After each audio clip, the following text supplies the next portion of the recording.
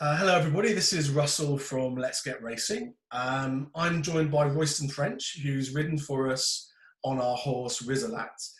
Royston is one of the first black jockeys to have ridden in the UK.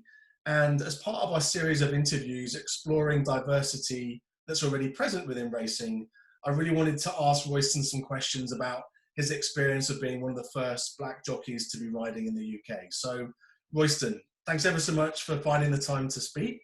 Can you say a little bit about how you got into racing and how your ethnicity has played a part of your identity within racing? Yes, hi guys. My name is Royston Ffrench. I got into racing many years ago. It was from my uncle Errol Moore. Could obviously see the potential in me with being only 5'3". Wasn't too sure whether racing was going to be for me. Wanted to join the army. Unfortunately for me, and fortunate for my uncle, I failed my medical for being only about 7 stone 2, I think it was at the time. So obviously I was devastated. He was delighted. So he kept on badgering me. Racing might be an ideal career for me. Still wasn't sure. Bless him, he did pay for quite a few pony lessons, but I think I only went to 1 or 2. And I think he only knows this story, I think 3-4 years ago. But thankfully, I did take his advice and get into racing, but it was all basically down to him. He approached the British Racing School. I was 19 at the time, probably a little bit older than normal. Obviously, had no background in racing and probably only one of the first black kids to go into racing. Anyway, they accepted me, thankfully, and I obviously worked very hard. It was obviously it never came easy to me racing because I had no background in it whatsoever, but ended up winning, I think it was 12th Club Award from the British Racing School, one of them, well, the most promising student I had there at the time, and everything pretty much snowballed from there. My uncle again, bless him, he contacted Luca Kamani down in Newmarket and asked if he would take me on. 19-year-old black kid, no experience in racing. It wasn't looking good.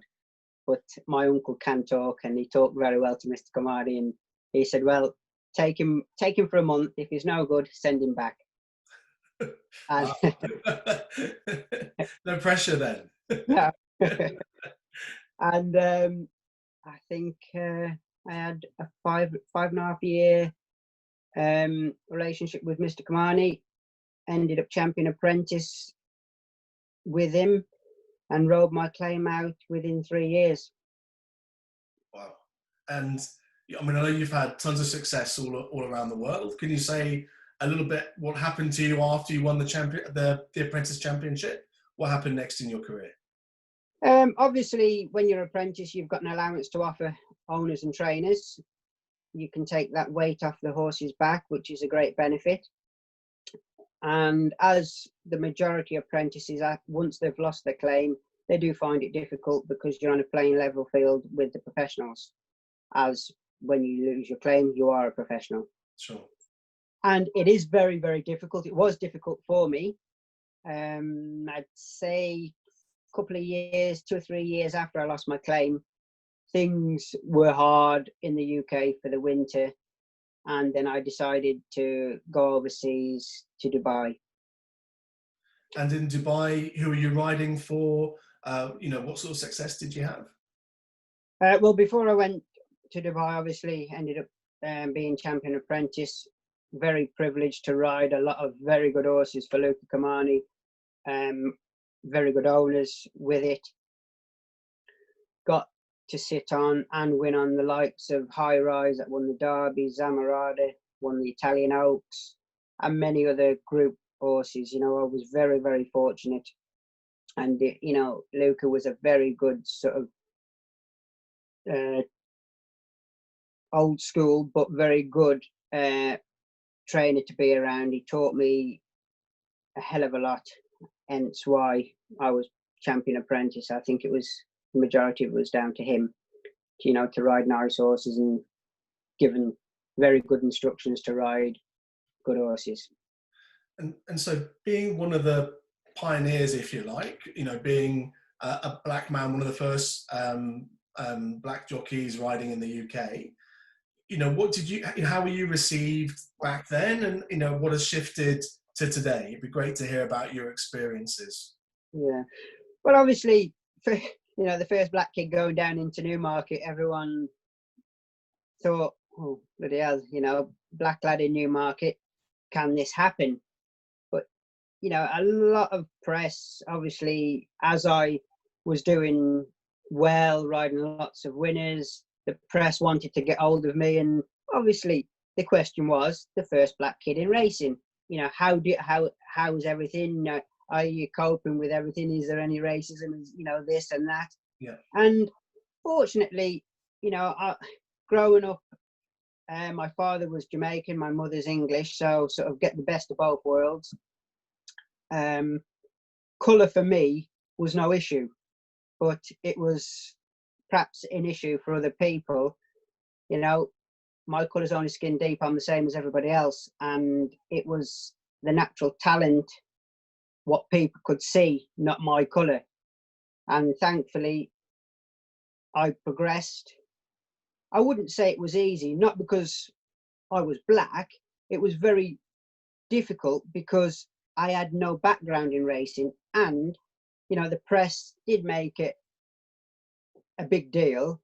Would this kid make it? And yes, we did. You've done brilliantly, Royston, and I think it's it's a testament to you that you've done brilliantly in a system that isn't set up to support those who don't have a background in the industry. So regardless of your colour, your sexuality, whatever makes you unique, it's very hard to get by in such a competitive sport without a system, a family, those people who kind of enable you to get by in that industry, supporting you. So, you're a testament to yourself, but also to your determination. And I wonder whether you're noticing any difference in terms of how you're received, today versus when you started riding back in '97. Yes, like I say, people sport of kings are what, predominantly white sport. There wasn't many, I was one of few black kids in racing, and it was, for me, it wasn't a challenge so much. It was more of, I can't see why colour would be an issue, but with not having any background in racing, not and any sort of knowledge about racing, it was difficult on that sense. But then obviously the media making a bit of a big deal about it because I was the first. I had a point of duty to make sure this was going to happen and this was going to work. It was hard, very hard. But I think because I've done what I have and been successful enough, still would like to do more. I have seen a massive difference now, with obviously other people, black people coming into racing, and I was one of an handful. Now, the racing industry is so diverse, and I'd like to think I had a little bit of an impact on that, to just let everyone know, you don't have to have family or friends or be a certain colour to be involved in this sport. Sure. I'm sure you did have a very positive impact on inspiring people to kind of enter into the industry, and I'm sure you can continue to have that impact as well. What would your advice be to a young kid, let's say growing up in an inner city environment, who doesn't have a background in racing, who isn't from a very white middle class or upper middle class background? What would be your advice to them about getting into racing? How could they go about it? First of all, it doesn't matter where you come from. I came from a council estate down in Donington, Telford. Little black kid. It's what you have inside of you, and if you want to do it. You approach the British Racing School or the Northern Racing College, and you basically take it from there. And if you want something hard enough, it doesn't matter what colour, race, religion, background you come from, it is there for everybody, and it's down to the individual to go and get it. Okay. Well, look, Royston, thank you ever so much for talking with us. You know, we're very excited to use you on Rizalat today and get your feedback on how she's going to run and tap into the wealth of experience that you've got. And we very much hope to increase racing's understanding of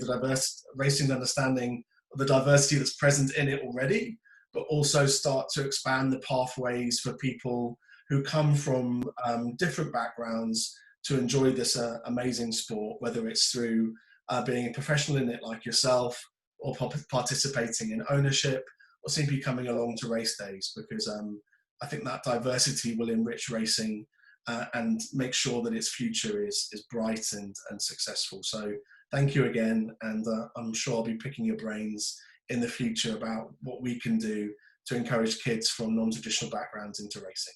So thank you very much. You're most welcome. Cheers, mate.